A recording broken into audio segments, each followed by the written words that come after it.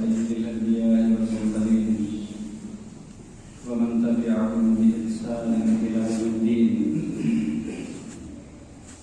أما بعد، قال النبي صلى الله عليه وسلم: يا معشر الشباب من استطاع منكم الباءة فليتزوج وإن لم يستطع فليصم فإنه أغض للبصر وأحسن للفرج. وقال النبي صلى الله عليه وسلم: ثلاث لا تؤخرهن: الصلاة إذا حانت، والجنازة إذا حضرت، والأيم إذا وجدت لها كفوا، أو كما قال صلى الله عليه وسلم. میرے دوستوں، بزرگوں، دینی بھائیوں اور نوجوان ساتھیوں، اپنی گفتگو شروع کرنے سے پہلے آپ حضرات سے ایک مؤدبانہ گزارش کرنا چاہتے ہیں. یہ جمعہ کا دن ہفتے میں ایک مرتبہ آتا ہے اور اسلامی نقطۂ نظر سے یہ ہفتے کی عید ہے اور ہم مانتے بھی ہیں، صبح سے تیاری بھی کرتے ہیں.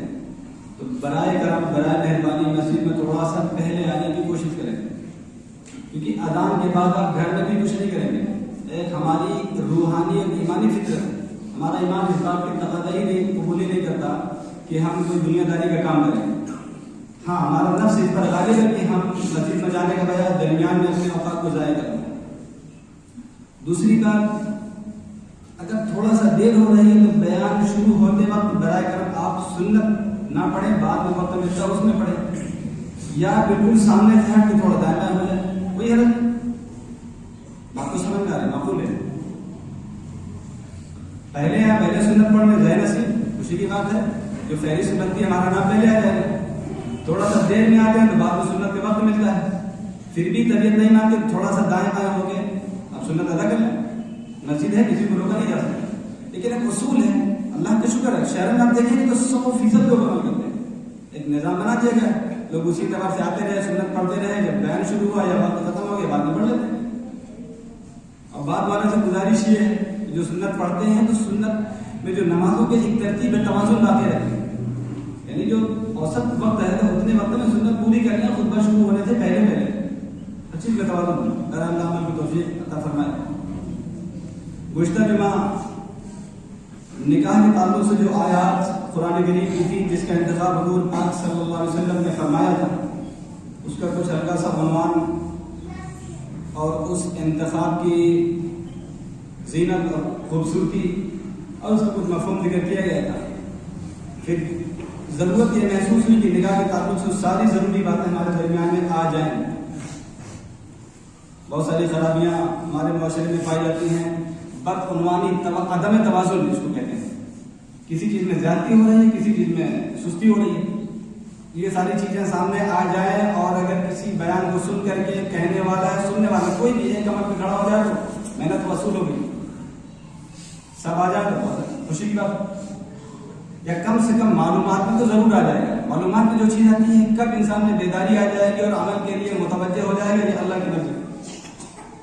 جو حدیث شریف میں نے تلاوت کی ہے، پہلی حدیث میں حضور صلی اللہ علیہ وسلم نے نوجوانوں کو خطاب کر کے فرمایا تھا: یا معاشر الشباب، اے نوجوانوں کی جماعت، تم میں سے جو شادی کرنے کی صلاحیت رکھتا ہو، یعنی شادی اور نکاح کے بعد جو حقوق ہیں سب کو پورے کرنے کی حیثیت میں صلاحیت میں ہو تو فلیتزوج، تو نکاح کرو.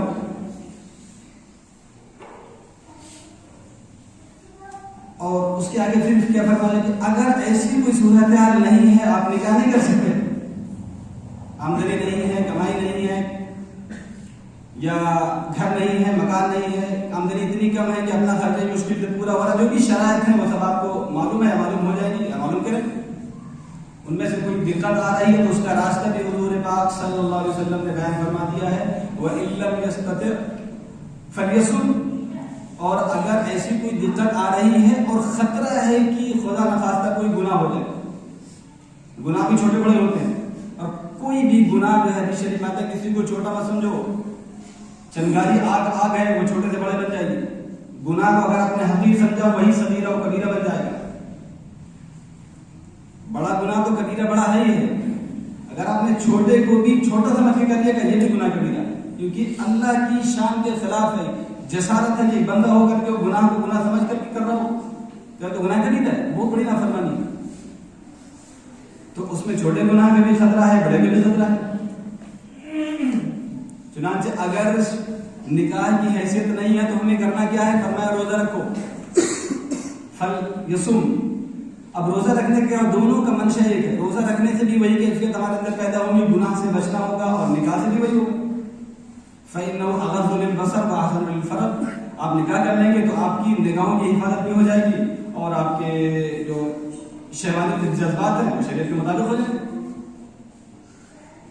ये तो पहली हदीस।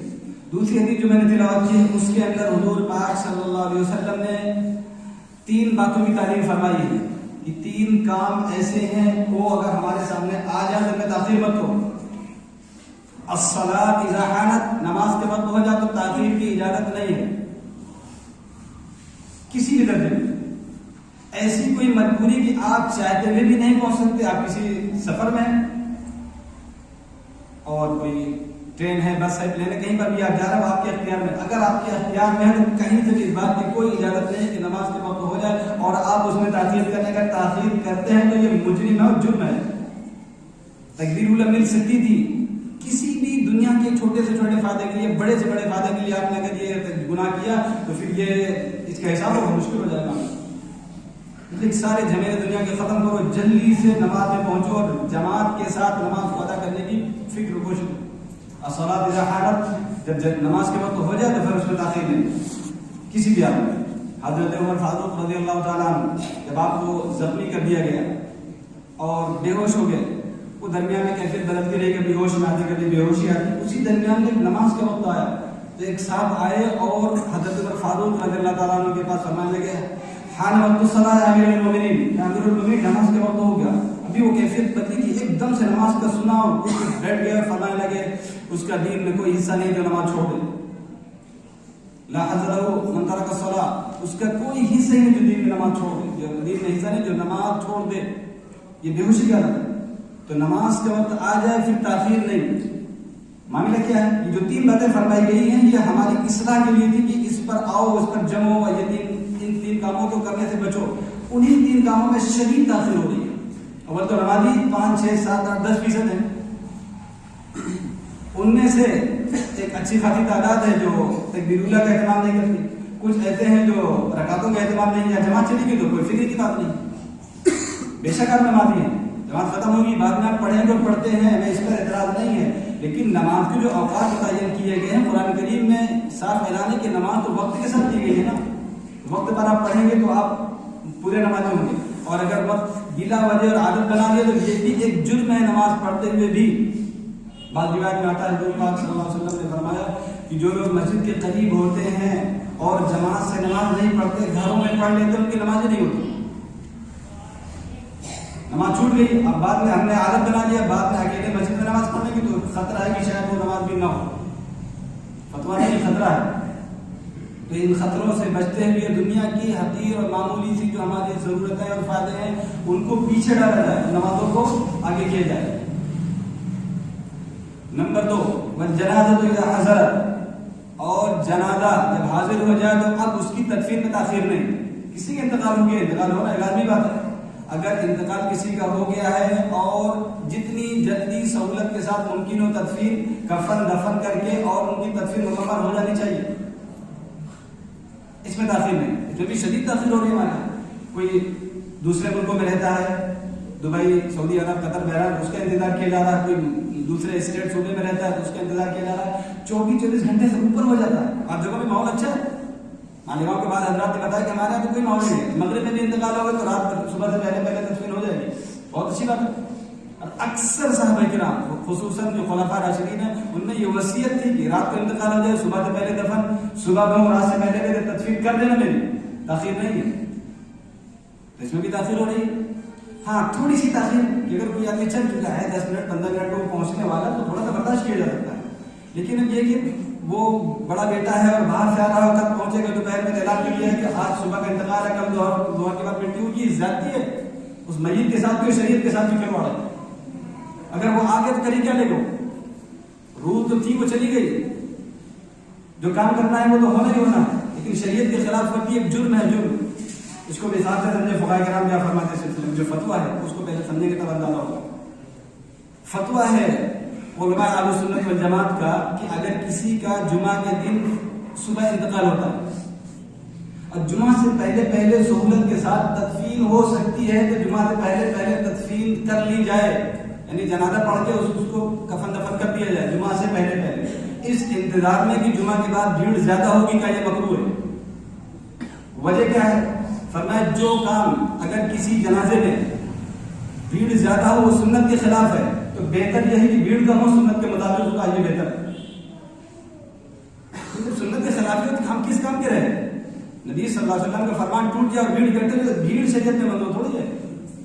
بھیڑ کون سا مقصود ہے یہاں؟ تو مقصود ہے ابتداء انتہا یہی ہے کہ اللہ کے نبی کی طریقے پر کوئی مقصود ہی نہیں. 2 آدمی ہوتا ہے، 2 لاکھ آدمی، فرق کیا پڑتا ہے؟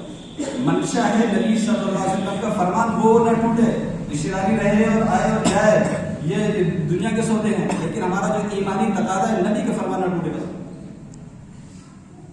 تو اس سے آپ سمجھیں گے کہ جمعہ سے پہلے پہلے تدفین کر لی جائے اس انتظار میں کہ جمعہ کے بعد بھیڑ زیادہ ہو جائے گی، لہٰذا جب جنازہ میں بھیڑ زیادہ ہوتی ہے تو ان کی برکت سے میت کی مغفرت کر دی جاتی ہے. اگر میت نیک ہے تو اس کی برکت سے لوگوں کی مغفرت کے فیصلے ہو جاتے ہیں. لیکن سنت کے خلاف کا سب فضول ہو گیا، ضائع ہو گیا مائنڈ. لیکن ہو رہا ہے اگر سہولت یہاں 2 دن کا انتظار، 30-40 گھنٹے کا انتظار کا اس کی گنجائش نہیں ہے. والجنازہ تو اذا حضرت، جنازہ جب حاضر ہو جائے تو جلدی تدفین کرو اس کی. فرمایا حضور صلی اللہ علیہ وسلم نے کہ جنازے کو جلدی سے کندھوں سے اتارو اور ان کے مقام تک، قبر تک پہنچا دو. اگر وہ نیک ہے تو اس کے اصل ٹھکانے تک پہنچا دو گے تاکہ وہ اپنا فائدہ حاصل کرنا شروع کر دے. دنیا پریشانی کی جگہ ہے، اور قبر میں اگر نیک ہے تو وہاں کی جو نیند اور جو وہاں کی جنت کی خوشبو اور وہاں کے بستر کیوں محروم کرتے ہو اسے؟ تاخیر اتنی تاثیر ہو جائے کہ اتنا اس کو دیری ہوگی. اور اگر وہ برا ہے تو اپنے کندھوں سے برائی کا بوجھ اٹھا دو گے، خس کم جہاں پاک صاف ہو گیا کوڑا. دونوں اعتبار سے جلدی بہتر ہے. برا ہے تو برائی کا بوجھ اتارو، اور اگر نیک ہے تو اس کے ٹھکانے پر کیوں روکتے ہو، تاخیر کیوں کرتے ہو؟ یہ اسباب بیان فرمایا حضور پاک صلی اللہ علیہ وسلم. نمبر 3 والأيم اذا وجدت لها كفا، اور بے نکاحی لڑکی یا لڑکا جب اس کا رشتہ مل جائے فوراً نکاح کرو. اس میں بھی تاخیر نہیں ہوگی. اس میں بھی تاخیر ہو رہی کہ گھر کا ماحول ہے کہ اچھا رشتہ نہیں مل رہا، کہ ابھی لڑکا سعودی عرب جائے گا، پھر وہاں جائے گا، کوئی کاروبار کرے گا، اپنے پیروں پر کھڑا ہوگا. 26 سال سے کھڑا ہے، پیر پہ نہیں کھڑا بھی. جب کھڑا ہوگا پھر اس کی شادی کریں گے. اگر خدا نخواستہ اس درمیان میں اس سے کوئی گناہ ہوتا ہے، چھوٹا بڑا، ذمہ دار ماں باپ، صاف اعلان. چھوٹے گناہ بھی ہو سکتے ہیں، بڑے بھی ہو سکتے ہیں. اگر ماں باپ رکاوٹ بنتے ہیں کسی چیز کی وجہ سے، رشتہ مناسب تھا، آپ کی چاہے اتنی مالدار لڑکی ملے یا اچھے خاندان کا ملے یا جو بھی آپ کی پسند ہو، اگر کسی وجہ سے آپ نے روکا ہے اور لڑکا کسی بھی اعتبار سے راضی تھا، اگر رکتا ہے کوئی گناہ ہوتا تو ذمہ دار ماں باپ ہوں. اب وہ باقی وہ دوسری شکل آ گئی. اب اس میں یہ بنتا ہے کہ ہم جب نکاح کر سکتے ہیں اور ساری نکاح کے جو حقوق ہیں ادا کرنے کی حیثیت میں ہے تو آپ نکاح کریں، اور اگر نہیں ہے تو روزہ رکھیں. ان دونوں صورتوں میں آپ روزہ رکھنے کی خوبی کیا ہے، اس کا اثر کیا ہوگا؟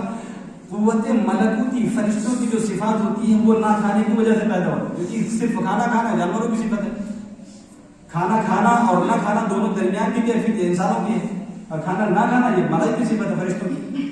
جب کھانا نہ کھائیں گے تو ایک فطری طور سے یہ اللہ کے نبی کا فرمان ہے کہ آہستہ آہستہ دل کے اندر وہ کیفیات پیدا ہوتی ہیں تو شہوت ٹوٹتی ہے ہماری. جب انسان بھوکا ہوتا ہے تو صرف خود کو کھانا چاہیے، بھوک چاہیے. جب پیٹ بھرا ہوتا ہے تو ساری خرافات دنیا کی سنتی ہے جن کے پیٹ بھرے ہوئے ہیں اور جن کی پاکٹ اور جیب بھرے ہوئے ہیں.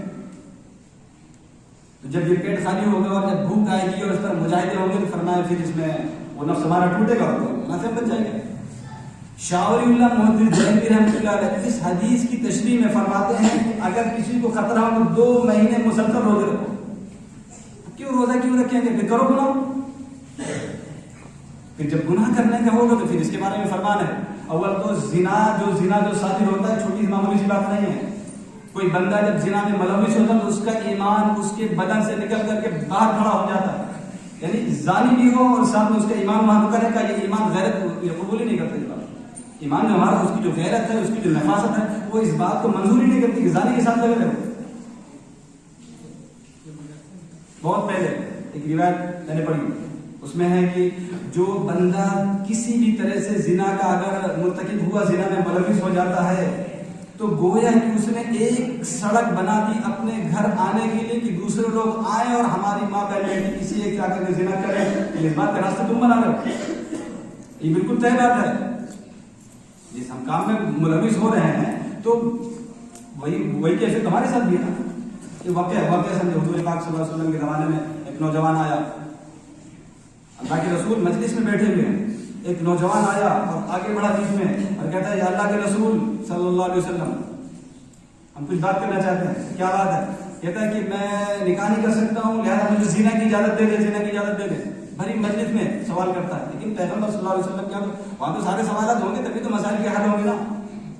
اور کتنے سادے تھے صحابہ کرام، ہر چیز پہ جو بھی سوال کر دیا، کیونکہ ہر سوال کا جواب موجود ہے، بعد میں کچھ نہیں ہونا. شریعت پکی ہے ہماری، کسی سوال کا جواب چھپا ہوا نہیں وہاں پر، ہر سوال کا جواب موجود ہے. لیکن اس کی ہمت اور سادگی میں کیا، اللہ کے رسول میں شادی بھی نہیں کر سکتا ہوں، میرے پاس آمدنی نہیں ہے، گھر نہیں، جو بھی نہیں ہے، زنا کی اجازت دے دے. تو صحابہ کرام ایک دم سے چوکے. نبی پاک صلی اللہ علیہ وسلم سے مجلس میں کہتا ہے زنا کی اجازت. صحابہ کرام کا خبردار اس کی طرف کوئی نہ بڑھے، میرے پاس بھیجو اس کو. بہت سادہ سا زبان ہے. قریب بلایا، بلانے کے بعد بڑے ہی سنجیدگی کے ساتھ، لطافت کے ساتھ اس کو بلانے کے بعد پوچھا کہ اچھا ٹھیک ہے یہ کرنا چاہتے ہو، کچھ باتیں میں پوچھتا ہوں اس کا جواب دے دو، پھر آگے بتا دے کیا کرنا ہے. جی اللہ کے رسول فرمائیں کہ بتاؤ جو تم زنا کرنا چاہتے ہو، ظاہر سی بات ہے کہ جس عورت کے ساتھ، جس لڑکی کے ساتھ یہ گندہ کام کرو گے وہ کسی نہ کسی کی بہن ہوگی، جی ہاں، کسی کی بیٹی ہوگی، جی ہاں، کسی کی بیوی ہوگی، جی ہاں، کسی کی ماں بھی ہو سکتی ہے. تو کیا یہ کام تم اپنی بہن کے ساتھ پسند کر سکتے ہو کوئی دوسرا کرے؟ نہیں اللہ کے رسول. یہ کیسے بتا سکتے؟ کہا کسی کی تمہاری بیٹی کے ساتھ، مان لو تمہاری بیٹی ہو اور کوئی تمہاری بیٹی کے ساتھ یہ حرکت کرنا چاہے تمہیں اچھا لگے گا؟ قطعاً برداشت نہیں. تمہاری بیوی ہو اس کے ساتھ کوئی کرنا چاہے گا؟ یہ برداشت نہیں ہے. تمہاری ماں کے ساتھ جو بھی رشتے ہیں تمہاری خاندانی جو رشتے داری ہے، خالہ ہے اور پھوپھی ہے وغیرہ وغیرہ، یہ تو برداشت نہیں. کہا پھر ہوش میں آؤ، جس کے ساتھ بھی تم زنا کی کوشش کر رہے ہو کسی نہ کسی کے ماں بہن بیٹی بیوی ضرور ہوگی نا. وہ تو کیسے تم نے سوچ لیا کہ انداز ہے نبی پاک صلی اللہ علیہ وسلم کا؟ تو کہتا ہے کہ اللہ کے رسول بات سمجھ آ گئی. نہیں اب تو نہیں کرتے، لیکن میرے لیے دعا فرما دیں. اللہ کے نبی صلی اللہ علیہ وسلم نے اس کے سینے پر ہاتھ رکھا اور اس کے لیے دعا فرمائی کہ اللہ اس کو پاک دامن بنا. صحابہ کرام فرماتے اس نوجوان کی حالت یہ ہو گئی تھی کہ اس آنکھ اٹھا کر دیکھتے بھی نہیں تھے کسی کو، بس جو نگاہیں جھکی ہیں تو پھر اٹھی نہیں اس کی. وہ تو اس کا اپنا مقام تھا، لیکن سبب ہمارے لیے ہے نا کہ یہی سبب قیامت تک آنے والی نسل انسانیت کے لیے ہے، وہ کسی بھی مذہب کا ماننے والا. اب تاکید کی بات یہ ہے کہ یہ زنا جو ہے کوئی بھی دھرم، کوئی بھی مذہب دنیا میں ایسا ہے نہیں کہ اجازت ہو، سب اس بات کو ناجائز مانتے ہیں. ہاں اپنے سیاسی معاملات میں اور اپنے الگ سے اپنے دماغ کی جو اپج ہوتی ہے، جو اس کی خرافات ہے، اس بنیاد پر کوئی بھی کرے، کسی کا مذہب اس کی اجازت نہیں دیتا. پارلیمنٹ میں قانون بن جائے بندر ہے، مذہبی طور پر کہیں اس بات کی اجازت نہیں ہے. تو اب اس میں ساری شکل ہمارے سامنے آ رہی ہے. اگر حیثیت ہے تو نکاح کرو، نکاح نہیں کرو گے تو گناہ میں ملوث ہو جاؤ گے، اور یہ گناہ کبیرہ ہے. اگر خدا نخواستہ ملوث ہو گئے تو تم نے دوسروں کی دعوت دے دی ہے، ایک راستہ بنا دیا کہ دوسرا ہمارے گھر بھی آئے، کیونکہ اب حساب کتاب برابر ہونا ہے حقوق العباد میں سے. اور اگر آخر میں بات یہ جہاں تک پہنچتی ہے کہ اگر کوئی شکل نہیں بنتی ہے تو پھر آپ روزہ رکھیں. اور روزہ رمضان کے فرائض روزے نہیں ہیں، نوافل ہیں، اپنے نفس کو توڑنے کے لیے، مجاہدہ کرنے کے لیے. جب نفس کو توڑیں گے، مجاہدے کریں گے تو ہم گناہ سے بچ جائیں گے، وہ تو الگ معاملہ ہے. لیکن اکثریت ہمارے اندر جو پائی جا رہی ہے اس کے اندر یہ ہے کہ جب بچہ بڑا ہو جاتا ہے تو اتنی صلاحیت اگر پیدا ہو گئی ہے کہ وہ حقوق ادا کر سکتا ہے تو اس کا نکاح میں دیر نہیں ہونی چاہیے. ہمارے یہاں دیری ہو رہی ہے. اچھا استطاعت اور حقوق کی ادائیگی کا مطلب کیا ہے؟ ضروری نہیں کہ مکان پکا ہو اور کپڑے قیمتی دے سکتا ہو اور پیر بہت بڑا ہو اور جو ہمارے رسم و رواج میں سونے اور چاندی کا جو لین دین ہے یہ زیادہ ہو، یہ شریعت میں موجود نہیں ہے. بس ایک جھوپڑا ہے آپ کے پاس، سامنے 2 جوڑے کپڑے جو جس سے کپڑوں کا رولنگ بنی رہے، کپڑے رہے اس کے بعد بہت اچھے کپڑے، شریعت میں کوئی پابندی نہیں رہی. نہ پہلے نبی تو کریم صلی اللہ علیہ وسلم نہ صحابہ کرام کے پاس ایک چادر اوپر پہن لیا، چادر نیچے پہن لیا، اور تو بڑی چادر ہوئی سر سے پیر تک پورا ڈھک دے گا. بس یہ جو ہم سوچ رہے ہیں دماغ میں بیٹھا یہ نہیں ہے. پہلے الگ مکان ہو جائے، پھر الگ کاروبار ہو جائے، اور پھر لاکھوں روپے کے زیورات کا انتظام ہو جائے، پھر پورے رشتے داروں کے لیے ہم جوڑے اور توڑے کا انتظام کر دیں، اس کے بعد ہم شادی کریں گے 5 لاکھ روپے ہوگا. نہیں، بس کھاتے پیتے ہو 2-4 جوڑے کپڑے دے سکتے ہو، نکاح کر دو، ہو گیا. رزق اللہ کے ہاتھ میں ہے. بہت سارے ایسے شواہد موجود ہیں. غریب سمجھ کے رشتہ کیا تھا، بعد کو اللہ نے دولت دی اور دیتے دیتے اتنا بڑا ہو گیا کہ تمہیں خرید لے گا. مالداروں کے ساتھ سودے کیے، بعد میں اتنا نکما نکلا کہ ہم پچھتا رہے، یا تو کبھی دولت لٹ گئی، کبھی وہ نکما ثابت ہوا اور جوا اور شراب اور فلاں فلاں عادی ہو گیا، یہ اللہ کے حوالے کرو. لیکن جو شرائط بیان کیے ہیں کہ اگر نکاح کرنا ہے تو جو معیار ہونا چاہیے وہ معیار یہ ہے کہ دین کی بنیاد پر رشتے کرو، انشاءاللہ کبھی دھوکہ نہیں ہوگا. تو مختصر ضروری باتیں تھی کہ نکاح ہمیں کب کرنا ہے، کرنے کا وقت ہو جائے تو داخل نہیں کرنی، اور اگر کوئی مجبوری ہو تو روزہ رکھیں گے. اور شاہ اللہ فرماتے ہیں 2 مہینے مسلسل روزے رکھے جائیں، لیکن وہ بھی فرض نہیں ہے 2-4 روزے 10 روزے. جب ہم ٹوٹ جائیں اپنے آپ کے اندر ایک کمزوری جو محسوس کرنے لگے اور دماغ سے جو ہمارے جو شہوانیت کے جو جذبات پیدا ہوتے ہیں وہ جب ٹوٹ جائیں بس اس کے لیے منشا ہے. لیکن اب یہ روزہ رکھنے کے ماحول شاید ہم مسئلے ہی بھول چکے ہیں، پتہ ہی نہیں، اور اگر معلوم ہے تو کرتے نہیں. سب کچھ تو ہو رہا، ہم دیکھ رہے ہیں نا، کیا بھی ہو رہے ہیں، حیثیت بھی ہو رہی ہے، نہیں بھی ہو رہے ہیں، جلدی بھی ہو رہی ہے، تاخیر ہو رہی ہے، لیکن نہ ہونے پر روزے کی بات ہی نہیں ہو رہی صاحب. اب تو یہ رمضان کے جو روزے ہیں، اس روزے یہ مشکل ہو رہے ہیں ہمارے لیے، اس میں بھی طرح طرح کے سوالات پیدا ہو رہے ہیں.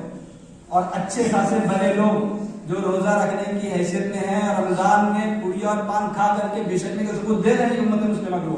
اب تو یہ نہیں ہو رہا. تو یہ بات بھی معاشرے میں آنی چاہیے کہ جو نوجوان ہیں ایسے صورت حال ہے تو روزے رکھیں، روزے رکھیں.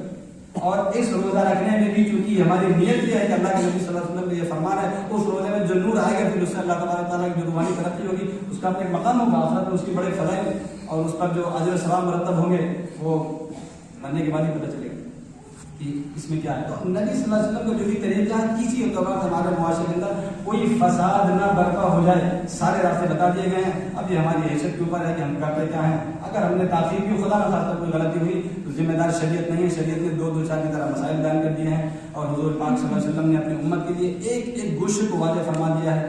اللہ پوری امت کو تمام خرافات سے محفوظ فرمائے اور نگاہ